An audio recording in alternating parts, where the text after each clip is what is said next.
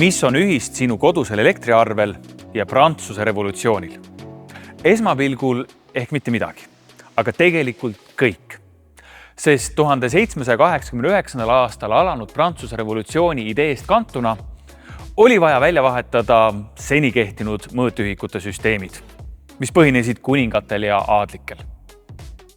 Näiteks ainuüksi Prantsusmaal kasutati üle 250 miljoni erineva mõõtühiku.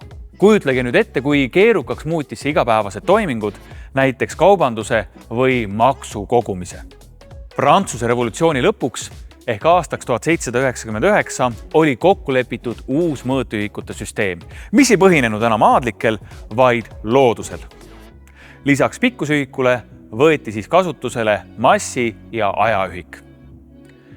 Prantsuse revolutsioonile järgnenud aastatel hakkasid mitmed Mandri-Euroopa riigid seda uut süsteemi kasutama.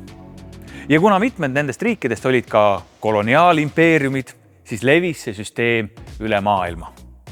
Ja nii kogunesidki 1875. aastal Pariisis 17 riigi esindajad, et siis see meetermõõdustiku süsteem ametlikuks lepinguks vormistada ning luua organisatsioon, mis seisab hea meetermõõdustiku arendamise ja levitamise eest.